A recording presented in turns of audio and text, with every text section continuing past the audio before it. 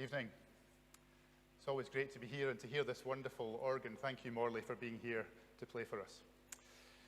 Welcome to the first of our autumn series of 4 evening services through September with visiting speakers. It's something of a hybrid this year. Modest numbers here in the church. Great to see you all here in person, but also many more watching on the live stream. So welcome to you all who are tuning in online. This is a joint series between Morningside and Greenbank Parish churches, and we'd like to thank everyone who's worked so hard to help make this happen this year, despite the circumstances. This evening we're honoured to have as our speaker Adam Bruce, who is Global Head of Corporate Affairs for Mainstream Renewable Power. Welcome, Adam. More about him in a moment, but we're going to begin with some worship. This morning on the Greenbank live stream, we had the first in our series of services in the new church season of Creation Tide. That's when we think about our stewardship of the planet and how we might do that a lot better. So it's very resonant that we hear tonight from Adam on environmental opportunities around electric power. So as we draw in towards that, as we draw close to God, let's hear some verses from Psalm 8. O Lord, our sovereign, how majestic is your name in all the earth. When I look at your heavens, the work of your fingers, the moon and the stars that you have established, what are human beings that you are mindful of them? Mortals, that you care for them. Yet you have made them a little lower than God and crowned them with glory and honor. You have given them dominion over the works of your hands. You have put all things under their feet, all sheep and oxen, and also the beasts of the field, the birds of the air and the fish of the sea, whatever passes along the paths of the seas. O Lord, our sovereign, how majestic is your name in all the earth. Let us pray.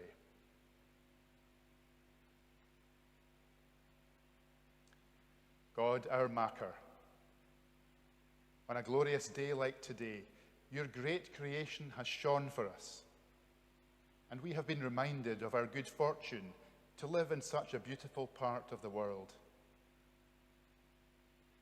As we listen to Adam's words tonight, may our minds be opened to the opportunities of future ways of living and using the resources of this wonderful planet, so that we may all continue to enjoy the Eden of this world, and that this may be possible for every person. We trust that the pattern of the living, dying, and rising of your Son shows us the recreation that we can be part of. As we emerge from lockdown, we pray that we can seize the day towards sustainable living and chances to build your kingdom as good stewards of our great inheritance. So as we look towards that fair and flourishing kingdom, we say together or quietly in our hearts the prayer that Jesus taught us. Our Father, who art in heaven, hallowed be thy name.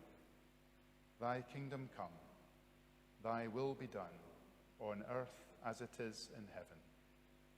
Give us this day our daily bread, and forgive us our debts, as we forgive our debtors. Lead us not into temptation, but to deliver us from evil.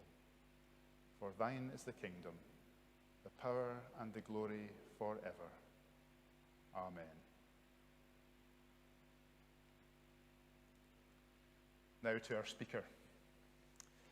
Adam Bruce has spent the last 15 years working in the global renewable energy sector, having been poached from his desk at an Edinburgh law firm in 2005. Before COVID, he divided his time between his home in New Haven and his company's offices in Dublin, Santiago, Cape Town, Singapore, and Hanoi. During that time, he has narrated a 3-part documentary for Chilean TV on the buccaneering Scot, Admiral Lord Cochrane. He's chaired a UK government commission on offshore wind power, and despite studying history and law at university in Oxford, he served as a member of Oxford University's Maths, Physics and Life Sciences Development Board. He's a trustee of the National Museums of Scotland, and since 2012 has held the office of Marchmont Herald of Arms at the Court of the Lord Lion.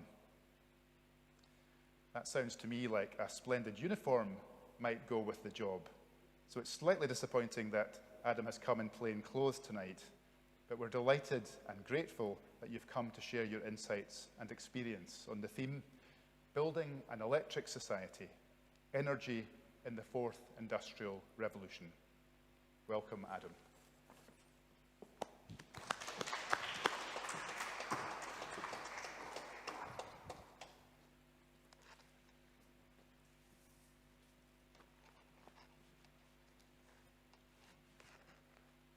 Martin, thank you very much indeed for that very kind and very generous introduction. I have to say I am a little overawed to be asked to open your September lecture series, a series where I'm bookended by Jim Naughtie and followed by Sheena MacDonald, Alan Little and Richard Holloway. The only connection I know is that Sheena MacDonald's father baptised me when he was minister in Limekilns. Clearly I can't remember anything about it. But apparently I was relatively well behaved. I should also say very clearly up front that I don't intend to deliver a lecture this evening, at least not one in the conventional sense. I'd like to offer something more in the way of a set of reflections, which, like all of you, I suppose I've had more time for over the last 6 months. I begin in the present, or perhaps the future present, and then, if you will permit me, we'll duck down a series of historical rabbit holes before emerging back into the present, where I'll attempt to tie all of my ramblings into a coherent whole. Reflecting both on the pandemic and the opportunity that it gives us to do something different as we build our way out of it, I wanted to shine a light both on the extraordinary innovation and enterprise underway in my sectors of energy and climate, innovation and enterprise that sometimes gets lost sight of as the news focuses on those who prefer to glue their way to redemption, and on the lessons of previous crises and turbulence that has spurred change and enlightenment, particularly the great crisis of the 17th century. A few months ago, at the height of the COVID lockdown, a wise commentator on global energy trends wrote that the pandemic had sent us a postcard from the future. He meant that as we rapidly reordered the way in which we live and work, we were stress testing our energy systems, which were already adapting to replacing fossil fuels with larger and larger amounts of renewable energy. And lockdown has accelerated that transition and has given us the opportunity not only to reassess the ways in which we live and work, but also to get a clearer understanding of how technology will both enable and potentially hinder that process of change. In 2013, two Oxford academics, Benedict Frey and Michael Osborne, forecast that within the 2030s, within the next decade, 47% of all jobs in the United States would be at risk of automation. Is that likely? Has the pandemic made that future more or less certain? I don't know. What I do know is that this year has accelerated a number of trends in the global energy sector. Electric utilities, many of them, especially in the developing world, state-owned, and which have dominated the energy landscape for the last half-century, are under threat by what is termed the utility death spiral. They face falling revenues as their customers move to competitors offering cheaper, more flexible, and more climate-friendly power. Many of their generation assets are old, and they cannot afford to replace them with new coal or new gas power stations, as it's now cheaper to build new wind power or new solar plant. And this process of decentralization of energy and the opening of the industry to a range of new players is not unique to that sector. As we will see, one of the factors that has enabled this transition, and which is enabling similar transformations in other sectors of the global economy, is data, or more appropriately, the use of data. Utilities dominated the electricity sector because they controlled all the communication with the customer. Changing supplier was next to impossible. Laws and regulations further tightened that lock-in. I've moved energy supplier twice in the last 4 years. On both occasions, part of a big community switch where we leveraged our buying power to get a better deal from suppliers. My current provider fitted me with a new smart meter, and over the 2 May bank holidays this year, when the national grid was stretched by very low demand, paid me to run my most demanding appliances in the small hours. And the same company offers customers real-time pricing data so they can decide when to consume power and when to save it. And in the very near future, our appliances will communicate directly with your power company using gas and electricity when within the pricing or timing constraints that you have set. This reworking of industries can be seen across the economy, and perhaps the most fascinating is space and satellites. In 2019 alone, over $5 billion of private capital was invested in startups in the space industry. I sat and watched the launch of the SpaceX Dragon on the 30th of May, the first ever privately developed and built rocket and spacecraft to carry NASA astronauts into space, with the same sense of awe and wonder that I can remember as a child watching the first space shuttle launches. The innovation in this sector is quite literally out of this world, particularly in the miniaturization of satellites. On one occasion in 2017, 104 satellites were launched on a single rocket. But I digress. You see, I said there would be rabbit holes, but not wormholes. So, back to the energy sector. Now, the oil majors are discovering that their investors no longer see them as everlasting dividend deliverers, and instead are asking difficult and pointed questions about the stranded asset risks associated with their inventories of hydrocarbons. Since the pandemic began, the world's oil companies have written off approaching $100 billion from their balance sheets, representing oil for which there is no longer any demand. At the end of August, ExxonMobil, once the dominant company in all of corporate America, slipped quietly out of the Dow Jones Index for the first time since 1928. At the same time, it was announced that the market value of Apple had reached £1.7 trillion, making it more valuable than all the companies listed on the FTSE 100 put together. In January, the market value of Tesla surpassed that of General Motors and Ford combined. And just to show that there is traction to these numbers, and it's not speculation, it is estimated that there are now over 7 million passenger electric vehicles in use across the world. And just last month, traditionally the busiest for new car registrations in the UK, 10% of all sales were electric vehicles, and a further 17% were hybrid. Countries which have dominated the energy landscape because of their reserves of coal or oil are now losing their geopolitical clout, as others, blessed with abundant reserves of sunshine, water, and wind, are finding that they are no longer so reliant on hydrocarbons and no longer so reliant on those who sell them. You may have forgotten, because it was rapidly overtaken by COVID, but in February, Saudi Arabia started an oil price war with the United States. That's not the action of a country confident in the longevity of the product on which it has built its society over the last 50 years. And what COVID may have hidden but cannot make disappear is climate change. You will remember that we began 2020 with the wildfires that ripped through Australia, and now it's California's turn again. There have been further record-breaking temperatures across the globe, with the first recorded temperature of above 100 degrees Fahrenheit in the Siberian Arctic. And just last week, scientists from Edinburgh, Leeds, and Imperial College London published their findings that between 1994 and 2017, the Earth lost 28 trillion tons of ice, and that the rate of melting is accelerating rapidly, potentially faster than existing climate models predict, even in their worst-case scenarios. It goes without saying that 2020 is on track to be the warmest or second warmest year on record. These are all postcards from the future sent during a pandemic, and it is perhaps easy to read them and be troubled. But I read them with a relative sense of optimism.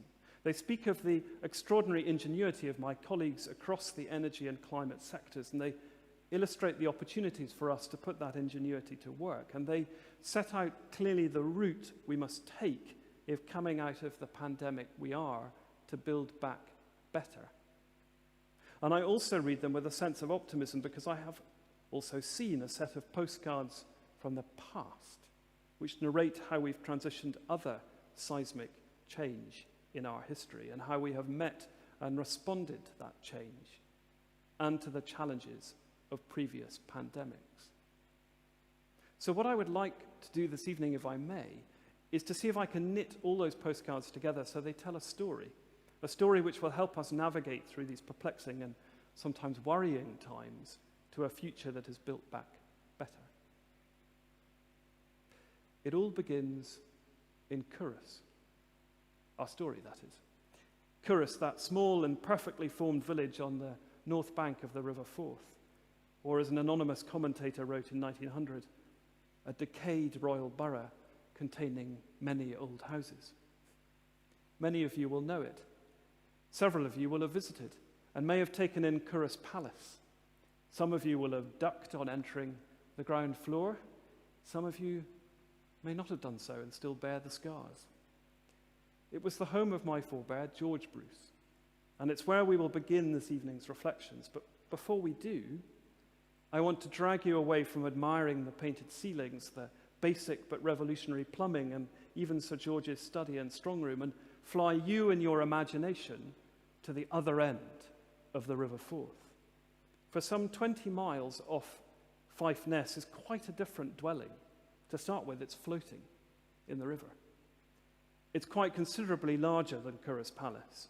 According to the owner's helpful brochure, the vessel, the Saipem 7000, to give her her full name, contains 388 fully air-conditioned single or double cabins for 725 people, a gym, a cinema, its own internal radio and television station, a 400-seat main mess room, as well as a 70-seat officers' mess room, a recreation room, a bar, and cafeterias. More importantly, her twin fully revolving bow-mounted am-hoist cranes are capable of lifting 14,000 tons in tandem. If you Google what weighs 14,000 tons, you'll find that the Eiffel Tower only weighs 11,000.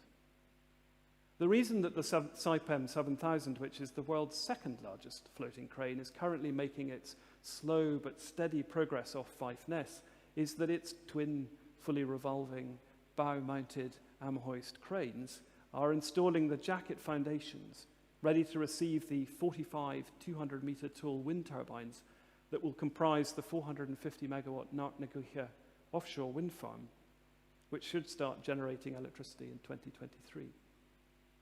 Each turbine has 3 90-metre blades, the length of 10 number 11 buses parked nose to tail. Each full blade rotation generates sufficient electricity to power your home for a day. When the wind farm is fully operational, it will produce sufficient electricity to power all the homes in Edinburgh.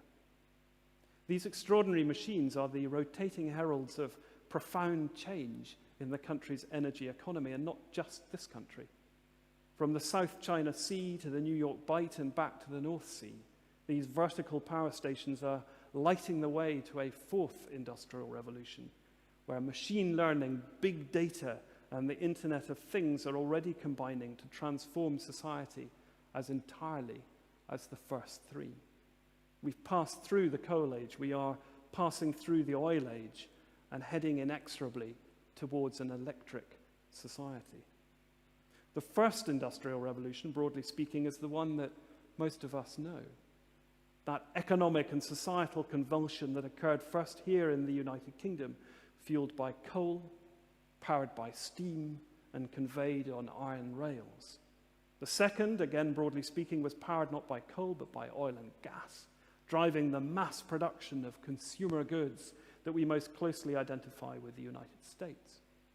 And the third occurred in the recent past and brought into our lives electronics, telecommunications, and computers. It globalized the economy, and its common currency is silicon, whether found in valleys or fens or even glens. The fourth is now with us, but what is it? In the words of Klaus Schwab, the founder of the World Economic Forum, or Mr. Davos to his friends, now a fourth industrial revolution is building on the third, the digital revolution, that has been occurring since the middle of the last century. It's characterized by a fusion of technologies that is blurring the lines between the physical, the digital, and biological spheres. Or to put it rather more simply, the fourth industrial revolution is melding the digital world with the physical world in which we live.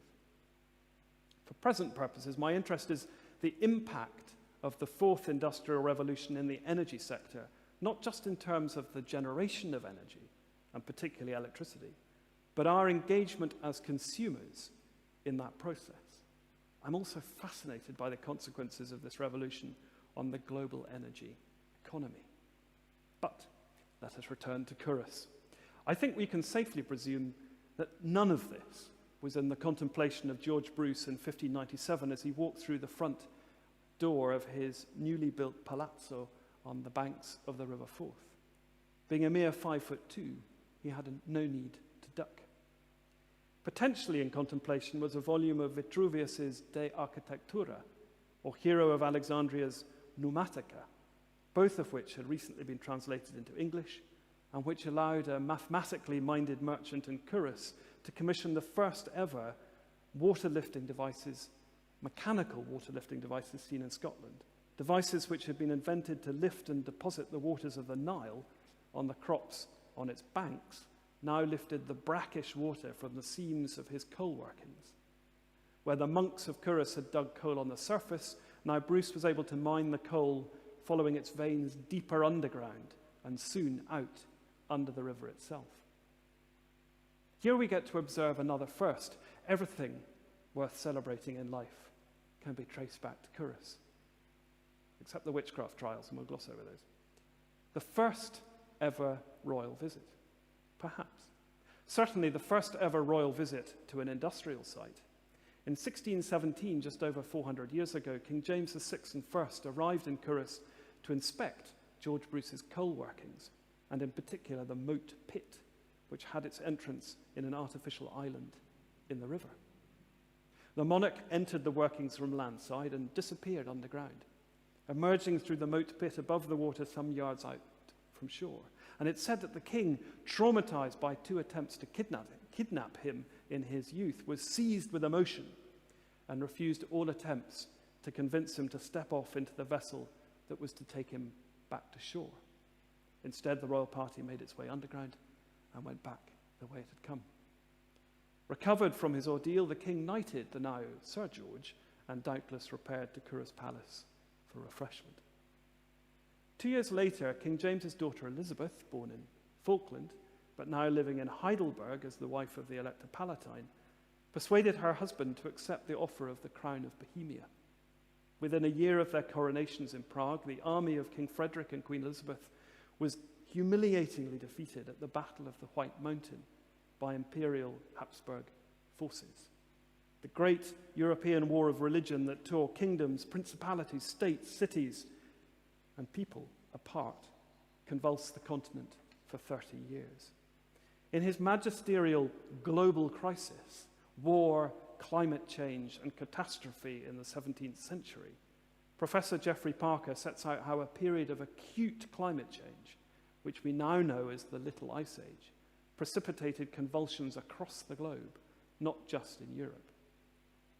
In 1653, Jean-Nicolas de Parival, writing in Brussels, described how he was living in an iron century, where the elements, servants of an irate God, combined to snuff out the rest of humankind Mountains spew fire, the earth shakes, plague contaminates the air, and a continuous rain causes rivers to flood. In China, the Ming dynasty fell. Japan was rent by rural insurrection as crops failed, and 500,000 people are thought to have died. The Mughal Empire was savaged by civil war, and civil strife tore through Spain, France, Portugal, and the Kingdom of Naples. British Isles were clearly not immune. And yet, in the midst of civil war, or the Bishops' War, or the War of the Three Kingdoms, depending on how you like your history, there were those who found what we might now call a safe space to search for an alternative society that sought rational answers to the events of the previous half-century and didn't seek to pin them on an irate God. We must return to Parish, as one such was George Bruce's grandson, Alexander, who struck up an unlikely friendship with another Scottish polymath, Robert Murray, a man who flits through the pages of the histories of the 30 Years' War like the Scarlet Pimpernel. You seek him here, you seek him there, the damn Habsburgs seek him everywhere. We know a lot more about their friendship as their letters have survived. Well, Murray's to Bruce have. They wrote, as friends do, about life and present troubles. During the Cromwellian Commonwealth, Bruce found himself in semi-exile in the Low Countries and married the daughter of the head of the Dutch Foreign Service.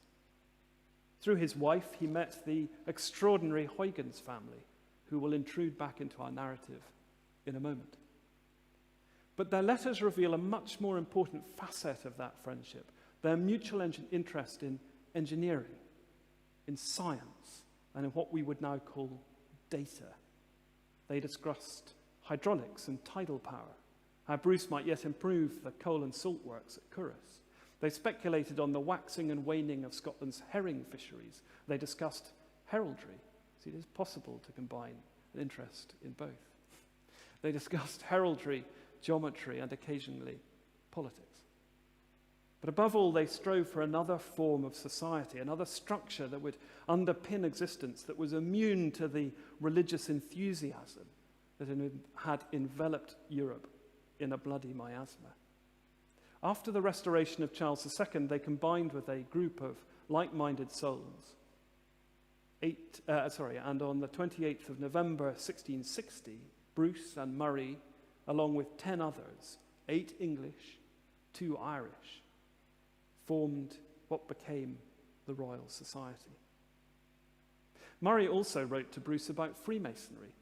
In May 1641, as General of the Ordnance of the Scots Covenanting Army that was besieging Newcastle, ultimately successfully, he was initiated as an entered apprentice in the Lodge of Edinburgh, Mary's Chapel. The members of the lodge were all stonemasons and employed as pioneers and as ballistics and mechanical experts in the army. Murray was the first non-operative stonemason to be so admitted. And it's clear from his letters he was deeply taken by the language, ritual, and symbolism of the lodge. The use of ritual and the accompanying words and symbols by the working or operative masons allowed them to communicate their knowledge and experience to other stonemasons in Scotland long before the advent of CVs or certificates or even LinkedIn. It was this early universal language that taught Murray and Bruce the importance of an ubiquitous and rational means of communication, a philosophical language. And together with the Huygens, who were probably Europe's preeminent clock and astronomical device makers, they sought to make machines that would be governed by the same rules of logic and mechanical language. They developed seagoing clocks to aid navigation and give the Royal Navy advantage over the Dutch and the French, as well as giving Bruce's Dutch in-laws an edge over their rivals in trading with that country's colonies. Here is an early practical example of the combination of science, in this case theoretical physics, engineering and mechanics, and data, time, to deliver what we might today call real-world benefit. From that moment forward, fewer and fewer maps would be marked terra incognita, or even here be dragons. This investment by the Dutch and skilled operators in early machine learning had immediate benefits. By the mid-17th century, it's estimated that the Dutch lost 1 out of every 20 merchant ships that transited between the Netherlands and the Indies. Their rivals, the Portuguese, lost 1 in 3. One of the delights about being a trustee of the National Museums is that we acquired one of only 2 remaining seagoing clocks built by the Dutch master clockmaker Severin Osterwijk to a design by Huygens and Bruce, and which is now on display in Chamber Street. At the heart of all their work was a striving to create machines powered by a new philosophic language, what we would now call computers and computer code. So we may claim George Bruce as the man who delivered the motive power, coal, to fuel the first industrial revolution. His grandson Alexander and Robert Murray, along with their fellow savants of the Royal Society, can claim to be the fathers of artificial intelligence and machine learning that are powering the fourth. Necessity, it is said, is the mother of invention. Or as the 17th century playwright George Chapman wrote, the great mother of all productions, grave necessity. Or as Professor Parker put it, the great crisis of the long 17th century drove the search for rational and enlightened progress, a search still underway. There is, if you forgive me, one more postcard which I wish to share with you briefly, as I'm conscious not to take too much of your Sunday evening. It's one for which I'm indebted to James Hamilton, the principal researcher at the Signet Library, the living and breathing testament to Edinburgh's enlightened past and present, and which now does a nice line in scones as well.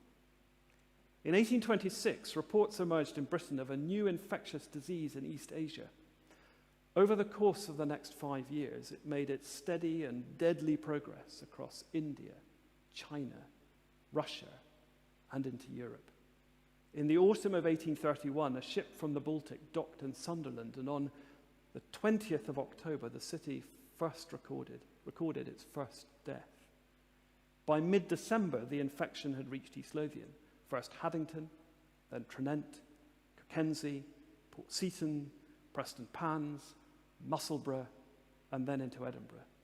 And by the end of February, over 1,400 people in the capital had died. The disease was cholera. And after 1831, it struck again in 1848 when a further 448 souls perished in Edinburgh, but 3,800 succumbed in Glasgow. Why was the number fewer in Edinburgh? One of the reasons is that Edinburgh was prepared. Many of you will know the story of the work of John Snow in London, who's credited with identifying the cause and the mode of spread of the disease through his study of an outbreak in Covent Garden in London in 1854. In a report published in 1947 in the Proceedings of the Royal Society of Medicine, the authors credit Snow with accurate observation, careful reasoning, and logical deduction in tracing the root of the outbreak and enabling effective quarantine measures to be introduced.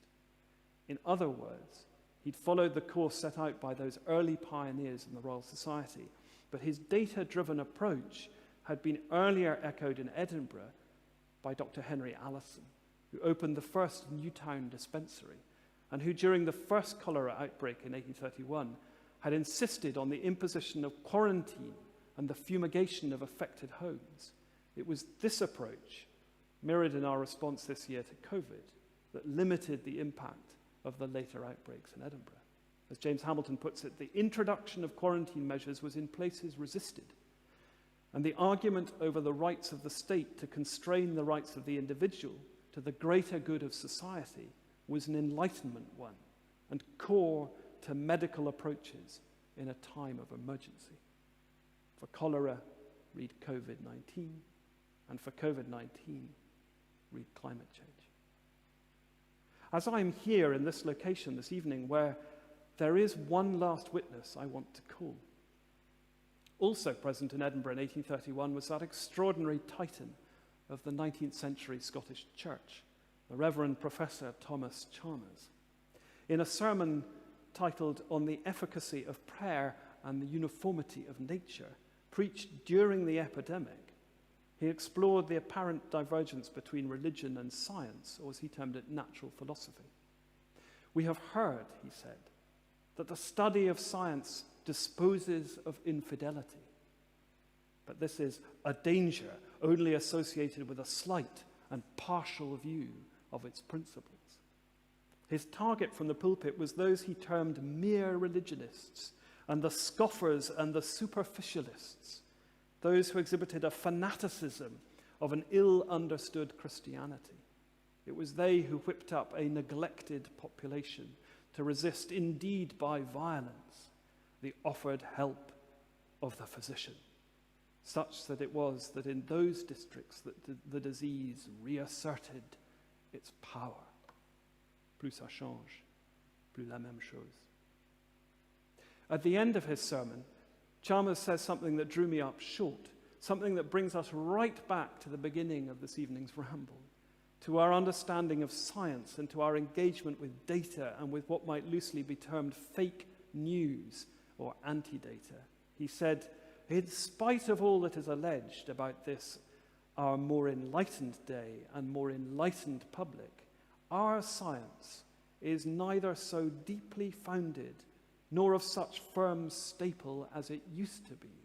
We have lost in depth what we have gained in diffusion. We have lost in depth what we have gained in diffusion. I hate to think what the good Reverend Professor would have made of Facebook. Which is my cue to switch from the history of the Enlightenment and turn to the future history of our present century, to return to the postcards from the future that COVID is sending us. Electricity is one of the mainstays of modern civilization. Although the United Nations estimates that 1.3 billion people lack access to electricity, we who live in the developed world cannot conceive of modern life without it. In 2018, the then South African Energy Minister reflected on the change in his country's electricity sector. He said, "The energy sector is at the cusp of an exciting period, reminiscent of the huge changes brought about by rapid technological advancement in the mobile telephony industry in recent years. We need to be prepared for the disruptive times that the fourth industrial revolution will bring and adjust in a responsible way. Big centralized power generation plants will disappear and be replaced by distributed generation, mini-grids, and batteries." He made those remarks when the national electricity utility, Eskom, was struggling to provide sufficient power onto the grid, and the country faced rolling load shedding, or less euphemistically, power cuts. The previous year, the city of Cape Town had been within weeks of day zero when it would have run out of water after a prolonged drought which lasted over 3 years.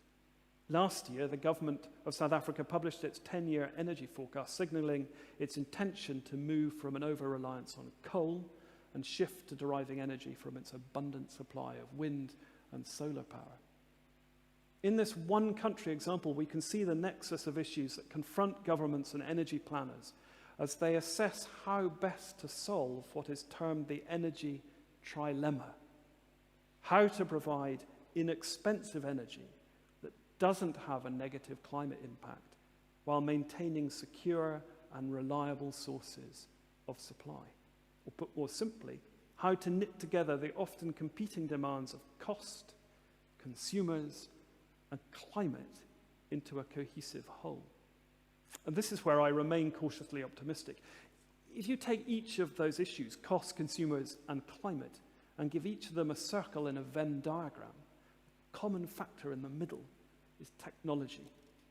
Let's start with climate. One of the heaviest emitters of greenhouse gases is the power sector. The burning of fossil fuels to generate electricity contributes 10 billion tons of carbon dioxide annually to the world's collective carbon footprint. The challenge facing policymakers is how best to decarbonize the power sector, while at the same time undertaking a significant redesign of national and regional power systems, and in turn delivering cheap and secure supplies of electricity across open and competitive markets. The broadly good news is that meeting the 2015 Paris COP21 goal of limiting global temperature rises to a maximum of 2 degrees centigrade is both technically and economically feasible, due in large part to the very rapid technology advances. It will require electrification right across the power, heating, cooling, and transport sectors, and it will mean a global shift from fossil fuels to renewable energy. By 2050, the share of renewables in global total final energy consumption will move from around 18% today to at least 65%. We can see that shift from fossil fuels to renewable energy accelerating. Wind and solar accounted for over 2/3 of all the new generating capacity installed worldwide last year, up from less than a quarter in 2010. In 2019, coal, which had dominated the global electricity sector, represented 29% of electricity generation capacity online globally. Renewables, including hydro, grew from a quarter of capacity in 2010 to 36% last year.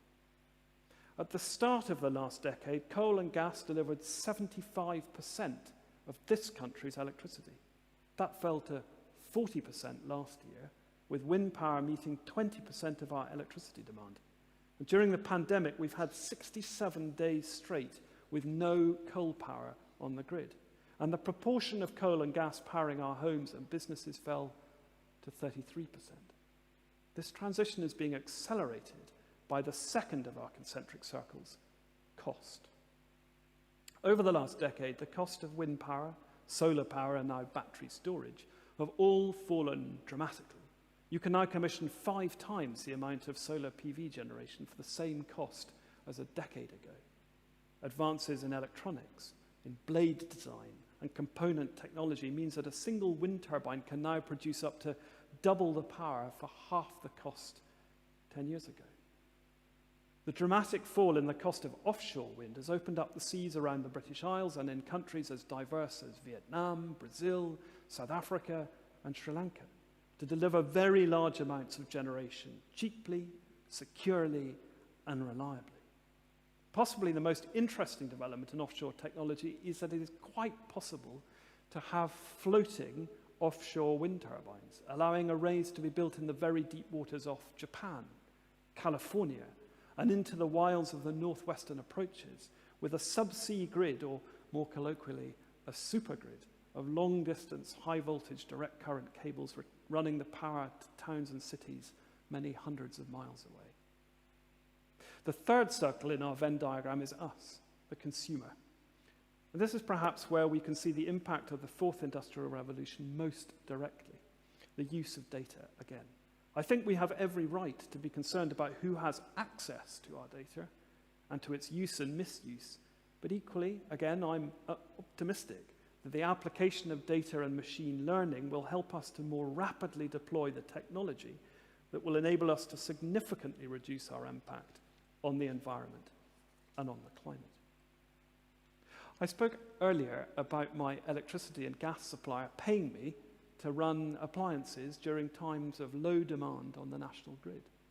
We're fast developing a flexible electricity grid which can respond to the variations in supply from wind and solar power while calling on interlinked devices such as your freezer, your electric car, or a myriad of other generation and storage devices to switch on or off, depending on the demands of the system. All these transactions, happening in infinitesimal seconds, are underpinned by data and by systems learning by doing. Not all the innovation in our sector is the stuff of science fiction. There is an Edinburgh-based company that's developing a system that will raise or lower a series of weights down old mine shafts to store or release energy and in turn deliver near instantaneous reserve power to the grid at times when it is needed, applying in practical terms in the 21st century techniques applied by George Bruce and Curus in the early 17th, which he in turn had learned indirectly from ancient Greek and Egyptian philosophers. I said at the outset of my remarks that I am by nature an optimist, and the last 2 decades in and around the renewable energy sector have filled me with a profound sense that we can, through the application of technology and our own ingenuity, answer the crisis of our climate and the other challenges that beset us. We can if we heed the words of Thomas Chalmers and ignore the scoffers and the superficialists, learn the lessons of the past and apply them to enable us to utilize all the discoveries and applications of the fourth industrial revolution to ensure that the greatest crisis of our age, that of our climate, can be abated through the same enlightened discourse, reform, and improvement that have, from their early roots in Fife and in Edinburgh, driven the development of society and the betterment of our lives. Thank you.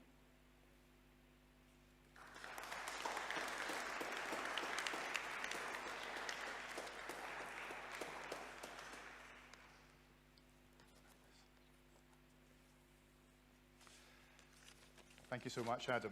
Fascinating stuff. We have a few questions that have been submitted in advance, as well as a few rolling around in my mind. Unfortunately, we can't have a roving mic under the circumstances to go around, as normally we'd like to have you lot submit questions too.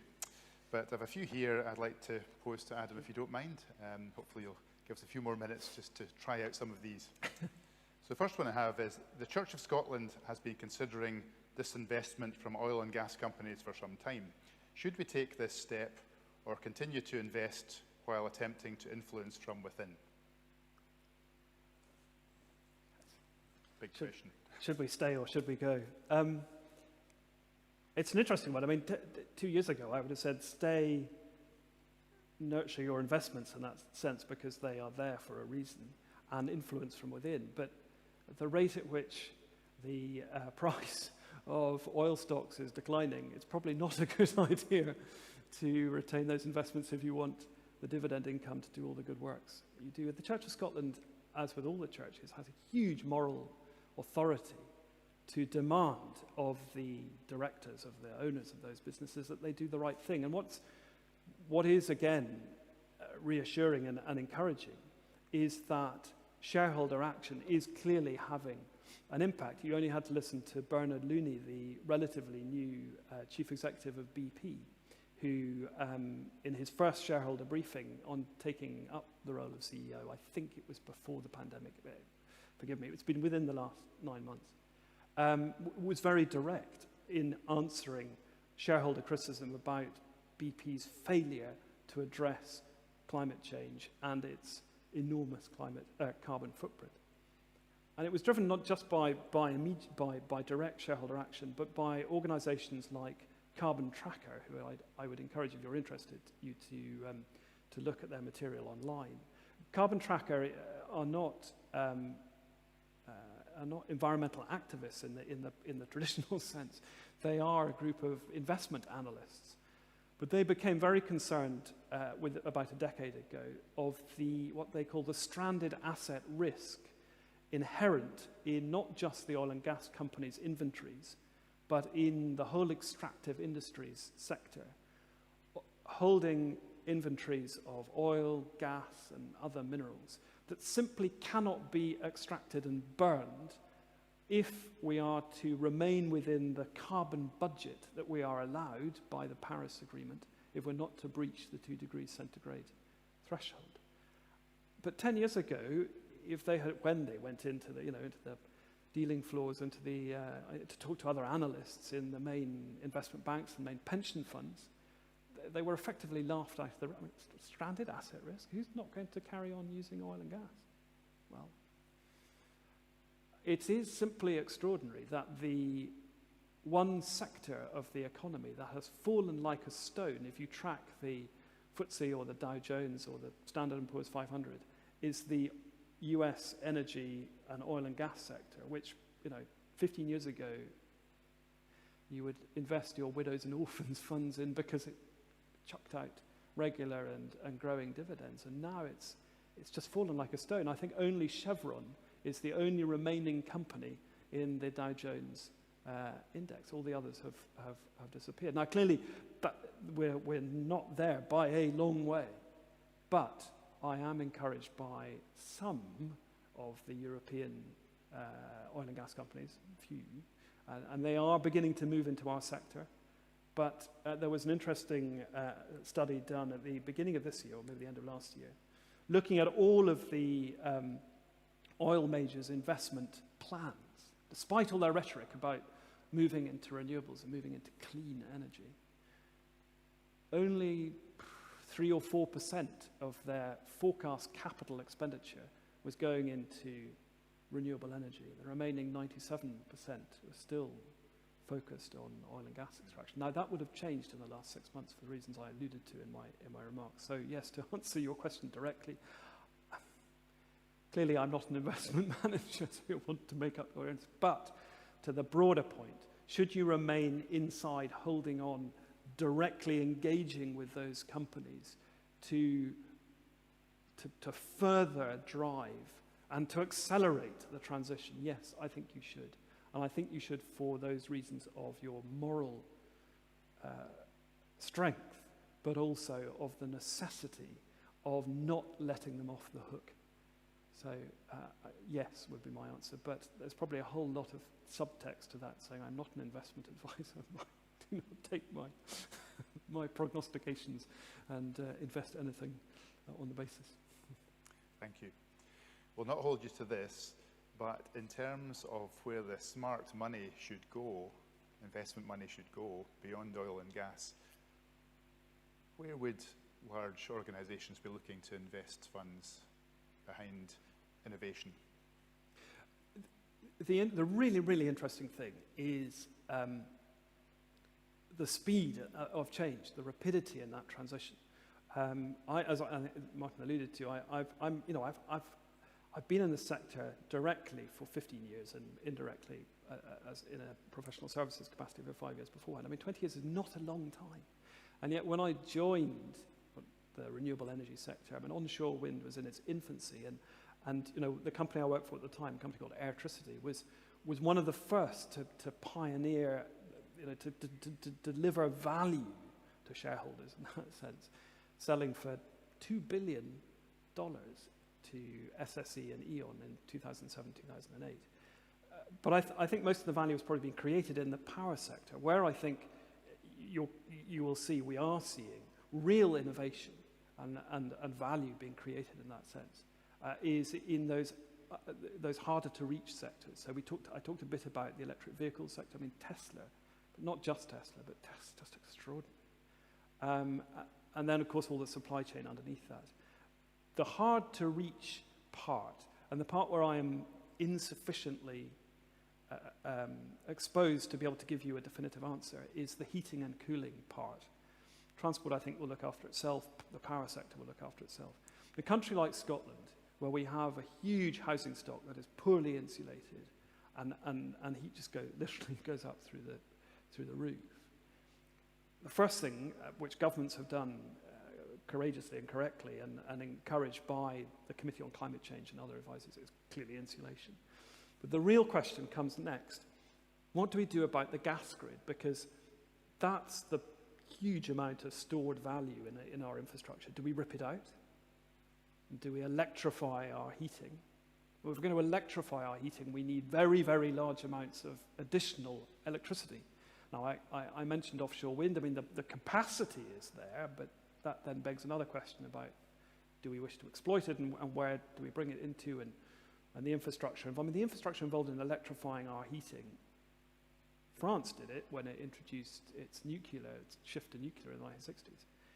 The alternative would be to introduce a different form of gas into the country's gas network. And there are a number of advocates for hydrogen. I'm not yet convinced, but that's another possible route. So if you were looking for the companies that will, become the Teslas of tomorrow here in Scotland, here in the UK, there are a number in each of those sectors, and then a number clustering around that whole piece around data, about what I find the most fascinating in this fourth industrial revolution, about allowing you as consumers, us as consumers, to have far more control over what we consume and how we consume, and making that interaction much more immediate.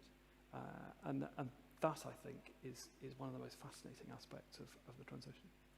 What do you think will help to remove fear around data? I think people that probably either don't care or are really worried about their data, and you're highlighting the really useful aspects of it. What might help to allay people's anxieties? It's taking me slightly outside my comfort zone. I think ultimately we all have to take our own view. I'm not on Facebook. Sorry. I take the view that there are some parts of the whole edifice of data that would either just pull you in or pull your data in along with you. And but I am broadly optimistic. I believe that I see the use of data in my industry. Let me give you an example. We, as a development company, so developing early-stage renewable energy projects, my colleagues spend an awful lot of time having cups of tea with communities in rural Chile, in the Northern Cape, in South Africa, in the Central Highlands, in Vietnam, in the Mekong Delta in the same country, having cups of tea and just chatting and talking about what we plan to do and the reasons why we plan to build a solar plant or a wind farm in their community. And for many of those communities, just as it was for the communities here in Scotland 15 years ago when the first onshore wind farms were being built, had not had that kind of industrial intervention in their environment ever. But particularly in countries like Chile and South Africa, communities that have been taken advantage of by other industries previously in the extractive sector and had been marginalized and had been kept at arm's length. And I don't want to blow our own trumpet in that sense, but we found a way to bring people in, to engage and make the issue of community acceptance really a strength. One of the things we've been able to use is data. And I remember listening to a fascinating presentation by a South African who had been working with the UN on a project to really identify pockets of absolute poverty in the shanty towns around the capital of Paraguay. I think it was Paraguay. And the traditional way would be to go and talk to the local authority, go and talk to the community elders, but you're always going to get a slightly subjective answer. You're never going to get directly to the issue. So what they did, they went into the shanty towns and they gave mobile phones with a limited amount of data to the women. And they asked them, they said, look, would you complete this questionnaire, the survey, and if you do complete it, send the results back to us, we'll credit your phone again and we'll keep crediting it. And the survey was very simple. It said, things like, do you have sanitation? If you have children, do they go to school? And again, a whole range of questions to identify where that need really was. And at the end of that, they were able to identify, using a red, amber, green chronology, where those households were that really, really needed help. And actually reading about Thomas Chalmers in the preparation for this, it struck me that that's what he was doing when he was in St John's in the Tron Parish in Glasgow, using deacons and elders and sort of dividing his parish to really to get that information where that need was. And that's why I'm encouraged. There are many other programs of a similar nature. But I think we, like all things, I think, it's like crossing the road. It's like sitting 2 meters away from each other. We have, we cannot go blind through life. We have to have some agency in our own interaction with data. 8/10 of it is benign. We just need to be careful about the other 2/10 would be my summation, I think. Thank you. Question here about hydroelectric in Scotland. Does Scotland's heritage of hydroelectric power have any significant role in the future? And that perhaps links in a bit to what you were saying about relationship building and developing projects in local communities. Yes, absolutely. I should say that I had a very happy 6 months working for Scottish and Southern Energy in between them acquiring my previous company and me leaving to help found the current one. And SSE, of course, Scottish Hydro, have a huge legacy of hydro, and in fact were the last company in Scotland to build a large-scale hydro plant at Glendow. There's been a lot of small-scale hydro, run-of-river as it's called, since then. And hydro has the advantage that in its use as pump storage, it can be released immediately, and forgive me if there are electrical engineers in the audience who will know this much better than I do. And so, yes, having that battery of energy is important, is hugely useful. The unfortunate thing is that in a number of countries, not in the UK, but in a number of developing countries, where there was, with every best of intention, hydro schemes were built in the 1960s and 1970s, as designed to be backup pump storage. They're being used they're constantly on. And a lot of that plant is running to the end of its life, and that's not good. But that doesn't mean to say that it can't be renovated and other things can't be done to make it useful. But hydro is a hugely useful component of our electricity system. The only one drawback today is, of course, that even in countries like Scotland, most of that hydro potential is used. I think you would find it very, very difficult to advocate, let alone get through the current environmental regulations, to deliver the kind of scheme like the Gary Tummel or the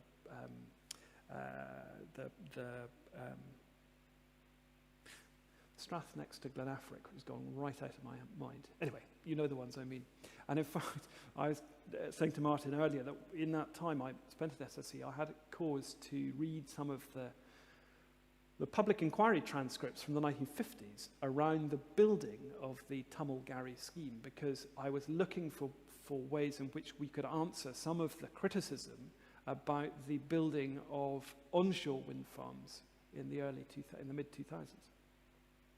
And it's extraordinary, the same arguments being advanced to oppose onshore wind, particularly around its impact on tourism, were being advanced in the 1950s in respect of the creation of the dams. And in the Tummel-Gary scheme public inquiry, where the objectors hired the Dean of the Faculty and the Scottish Hydro had to make do with the Vice Dean, the central argument run by the objectors was that if you built these dams in the Central Highlands, in the Perthshire Highlands, you would destroy tourism forever. Nobody would ever want to drive into the Highlands if they had to drive past this wall of concrete.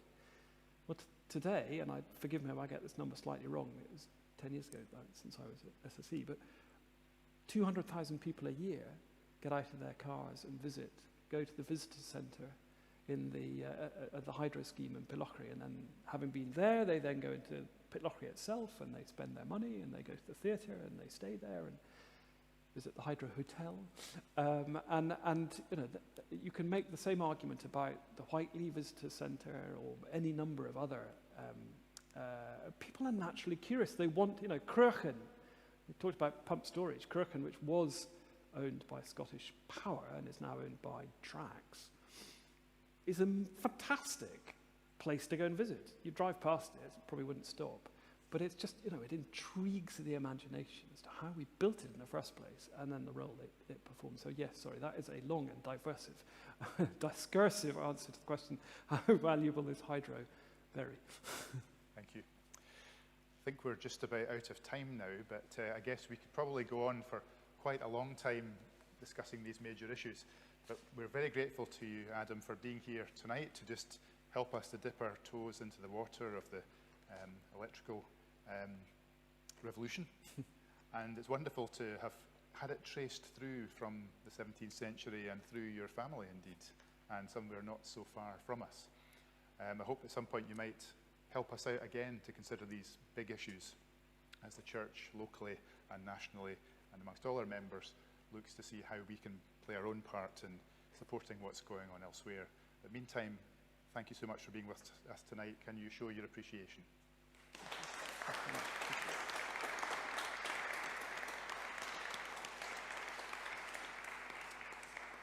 Just before you head off, if you would like to leave a donation towards the costs of the series, you can do that in the plate at the door, or if you're watching online, I believe you can do that by going to the donate button on the Morningside Parish Church website and marking it lectures, am I right? Or autumn lectures, and then we'll know where to put the donation. Thank you. But before you go, a blessing to send you on your way.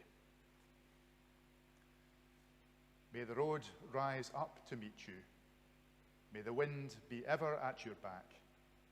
May the sun shine warm upon your face, the rain fall softly upon your fields, and until we meet again, may you be held in the palm of God's hand. Amen.